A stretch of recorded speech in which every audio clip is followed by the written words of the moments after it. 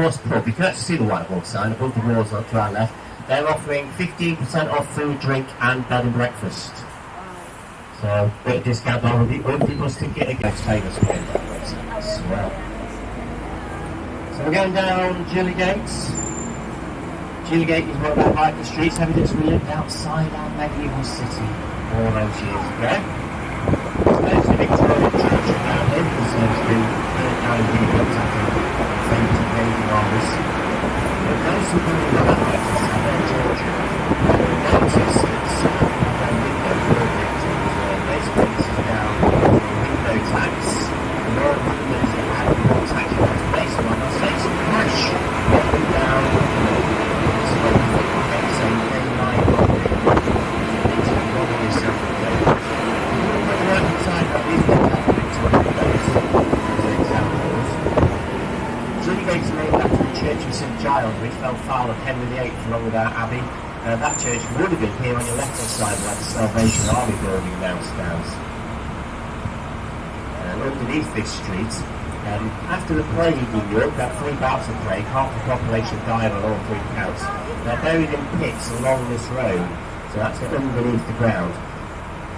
For every person walking on the streets of Europe, there's 5 skeletons beneath your feet.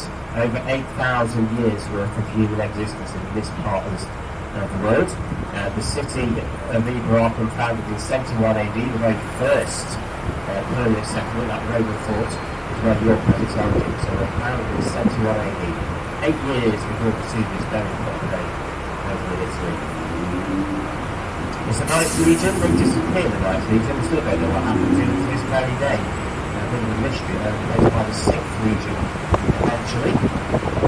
We'll give the city its second name, once the Anglo-Saxons get here, they call the city Ethelred, place of the wild boars. The boar is the symbol of the 6th region. We're following the line of the Roman fort still behind these buildings on our right side. Mayor's Walk. Now, Mayor's Walk is named the promenade for the rich folk of York to get away from the smelly medieval streets. Our streets are really disgusting in their new times. So they could have had an English stroll down near Mayor's Walk. Get away for some fresh air.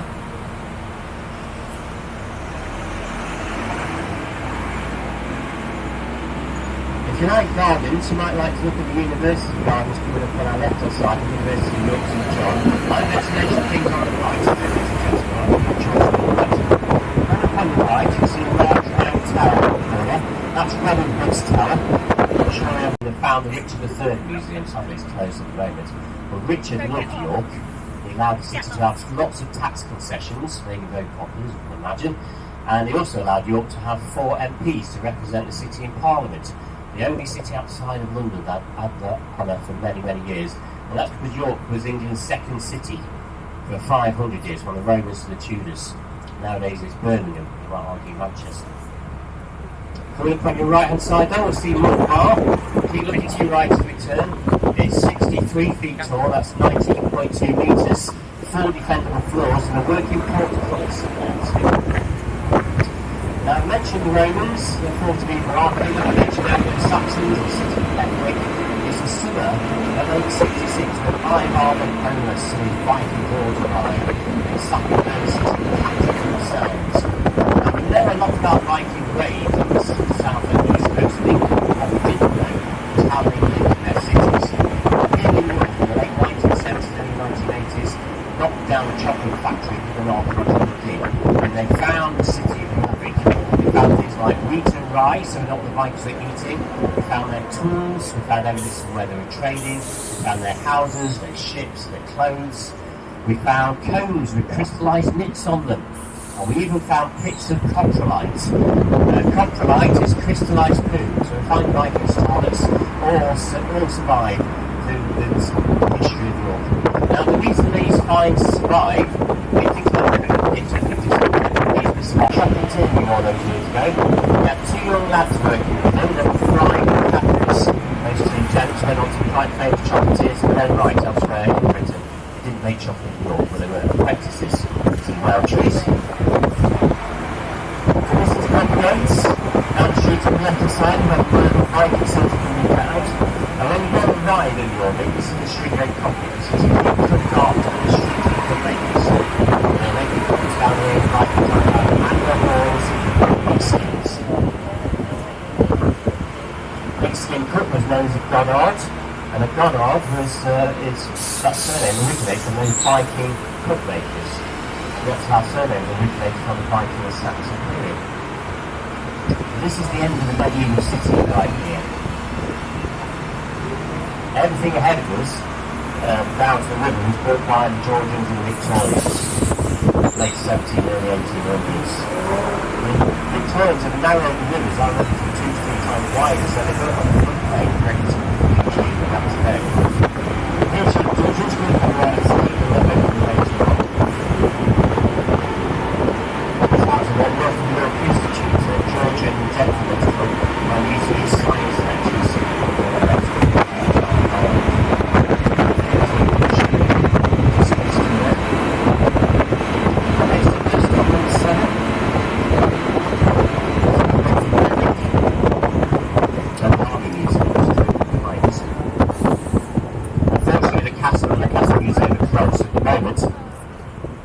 Right of the castle now, you'll see a brown building with a flagpole on it. This is part of your prison. The brown building, please guys, is the ladies section of the prison. If ladies had children, they had to take their children to prison with them. They weren't allowed to leave the children behind. And if you had a pet dog, you had to take your dog to prison too. You weren't allowed to leave your dog behind. And you do little jobs in prison to pay for his upkeep. The other side of the museum, the men's side, is where the highwayman, robber and thief Dick Turpin spent his last night alive, and we'll mention a bit more about him in a bit. Let's have a look at the castle first though, on the left hand side. Clifford's Tower was built in 1068. Only the mound is original from that year.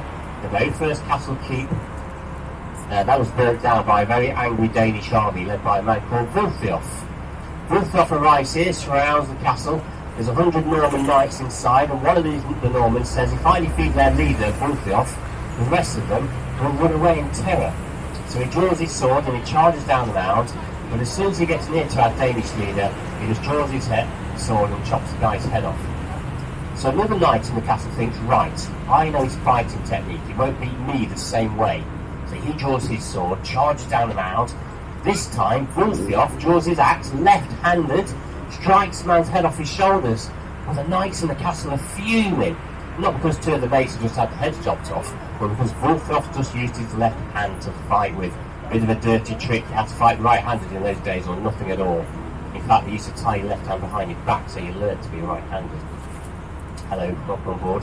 Now, another knight tries to defeat Wulfiof. He gets his head chopped off, followed by another and another and another, until 99 soldiers later, imagine that. There's Wulfiof with 99 heads and bodies around his feet. The last guy in the castle, not clever enough to think, right, I'm locking the door, staying away from him. He decides that Wulfiof has to be tired and he can get revenge for his 99 fallen colleagues. So he draws his sword and he charges down the mound. But by now, of course, Wulfiof's had enough.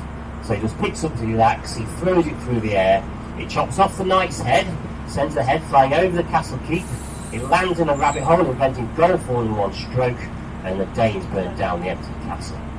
And some of that's true.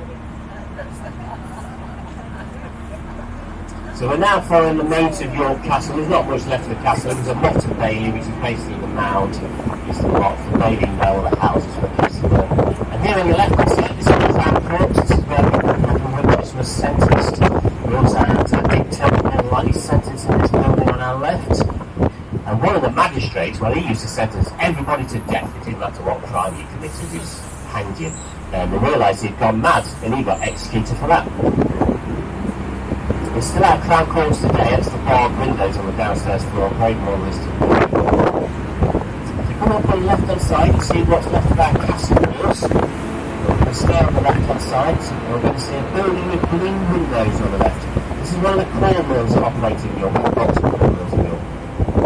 The Romans used to dig up heavy bits of 86 stuff. As we come down this hill, we're going to what was the moat of the city walls of York. Most of the walls have a moat around it. This one ends in a big bed and breakfast in the Victorian period. If you put it to fill that, you hired the penny reed, and that was like a washing line, you went from one door to the other, you had your night sleep lying back with your arms on the top. Sleeping on a clothesline and hung over, same stuff from that. Right ahead of us we have Broomgate Bar. This is the most complete gateway in front of us. My girl costume. This gateway has a barbican on the front, and it's the only barbican you'll see on a city wall in Great Britain. The barbican is this tunnel here on your right, so as you come around the corner you'll see inside it. But it's a tunnel without a roof. Basically, you go into the space between the doors, you pay your tax, and then once you pay them, they allow you into the city. If you didn't pay, you'd be trapped on those doors, and there's dropping on your head. Make some wild distinctions there, and not look at anything you get out. So follow around then, you can run on the right hand side, you can see next to the end of this road, bingo halls, so you can get hands on board. I brought up bingo hall for a reason. It's going on our left hand side as we're going around the corner. It was once known as the Outro Cinema, and that cinema was owned by the Barry family. Their most famous son, John Barry, went on to write some of the more famous Hollywood soundtracks. He wrote the James Bond theme tune, Dance of the World, Out of Africa. So name got 3. They won 6 Oscars to John Barry in his lifetime, born and bred in York. As was Dame Judi Dench, the actress who played her, born in York. And she was educated at the Mount School, one of our top girls' schools, along with Jimmy Cooper, the author, and Kate Avey, the journalist made famous by the First Gulf War. She's from the northeast, Kate Avey, but educated here in the city of York. Our acting tradition dates all the way back to the medieval times with the mystery plays. The mystery plays were performed by the guild halls of York in secret locations. When I say guilds, we're talking Masonic lodges, really exclusive clubs. Nowadays, anybody can go see them when they're performed, and they are today the oldest religious plays being performed anywhere. He was here for a short time as well. He did a show called Late Night Louder. Gets discovered by the National Theatre and goes down south to make his fame and fortune. The Louder pub's still open to this very day. He got the first 2 a.m. licence in York to do his shows. If anybody remembers Emergency Ward 10 and Blake 7, Paul Darrow was in that recently passed away, and he started his acting career. Mark Hadley, David Bradley, so lots of actors, lots of famous people connected to the city. Coming on your left hand side, this is the Foss Place. A few yards up the street on the left is where the rivers meet for the very first time. I've got the fence system in this area.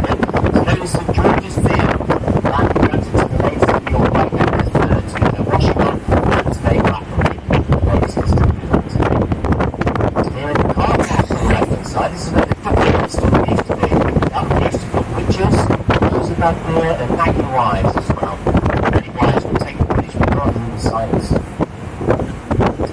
So on to Scandgate Bridge, take the show. Here's car quarters. So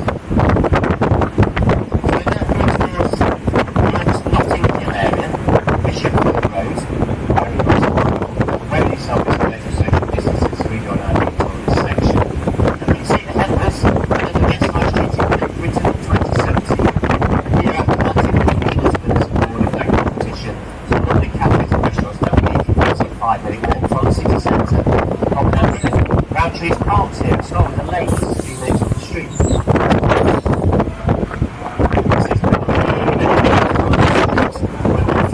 Class chocolate workers.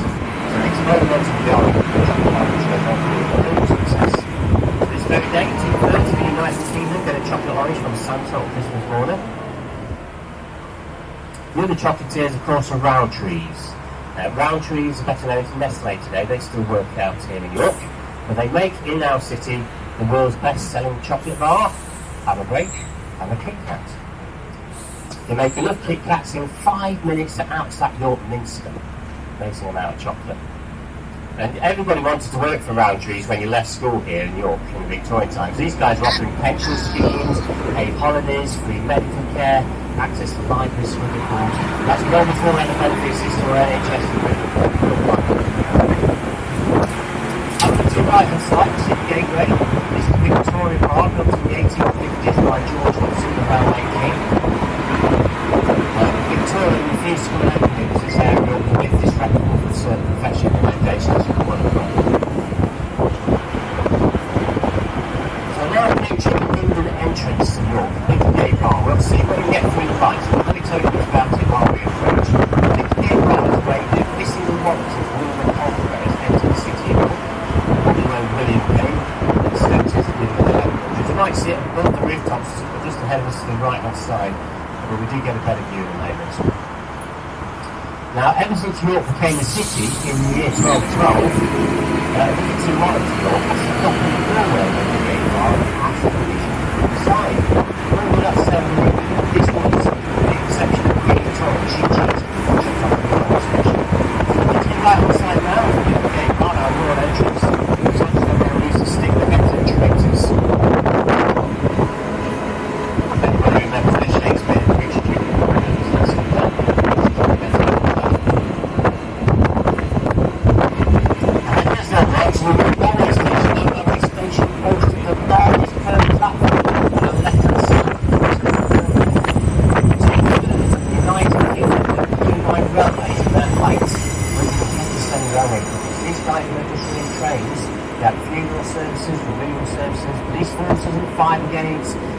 Canals, docks, it started the ferry business in Britain, it started the hotel industry, which is now global, and our Victorian Railway Company has also started a team experience on our platforms. Our team room still stands, it's now a pub.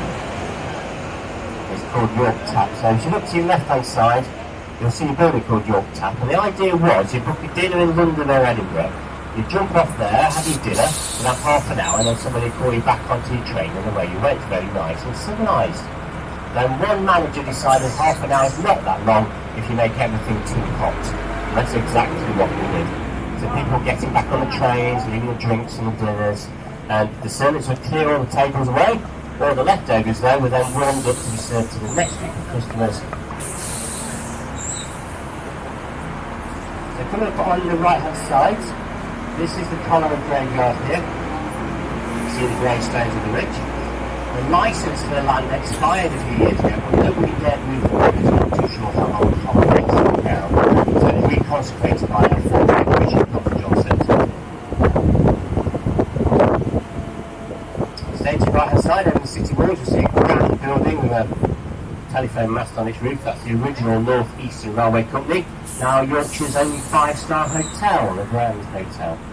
Do a lovely cream tea there in the afternoons if you want to do cream tea. You can't get to Betty's. So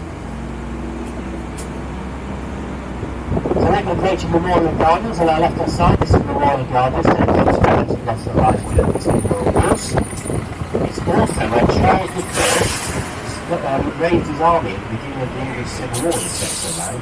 Charles I was in York for 6 months before the Civil War began. He had his printing press at St William's College. That's a medieval building you can still see today near the east window of York Minster. And Charles I wanted to make York his headquarters for the conflict. He was advised to be near London, so in the end he chooses Oxford and raises his standard at Nottingham Castle, on the south coast.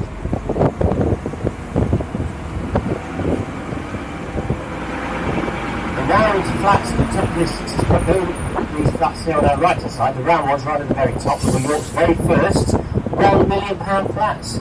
It's all part of York County Council's cheap housing scheme. One of those was owned by Dame Judi Dench originally, not anymore. So there's like a flat in the city there. Single level streets. So you'll notice there's a hole in the city wall directly ahead of us. The first building you can see on the other side of the wall with a grey door, that is the Royal York Hotel, the original Royal York Hotel, and that's where Queen Victoria stayed, hence its title. And last time Queen Victoria came to York, 1854, she was passing through, didn't want any fuss, and the council put on banquets, brass band, bunting, parades. They spent a fortune and the locals were fuming. How dare they waste taxpayers' money when the Queen's not even going to say hello? When Her Majesty finds out what's being said, she's so offended she was turned around to the right hand and never came back. And she never did, she lived up to that promise. In fact, if Her Majesty was ever going through York on the train after that, she'd have the servants close the curtains so she could see nothing but the place. She fell out with Newcastle, the Charles for a dinner at the hotel where she was staying, and in back, she went down the red carpet back, and one of the characters said, oh, she was a bit fatter than I thought she would be. And she overheard the comment, never went back there, but can't really blame her for that, it's a little bit cheeky, isn't it? We're back in the medieval side of Europe now, coming onto London Bridge. You used to have to pay a tax to come across this bridge, but before that, you had a ferry ferrying over 1,000 people a day across to St Leonard's Hospital. The ferryman lived in this building on the left-hand side with a round carriage on the roof. So there was a chapel once. You can see where your boat takes off from. And this medieval tower on the left-hand side is part of the walled defences of St Mary's Abbey. This tower on London was where Great Britain's first winter was, mentioned it earlier. And over this round, approaching a giant crowd, we look at which is Woodstock, the largest medieval Gothic cathedral north of the Alps, and 1/10 mile long, 200 feet tall. It also boasts the largest concentration of medieval painted and stained glass windows in the world. That's 128 windows, 3 million pieces of glass within its frames. This version of the cathedral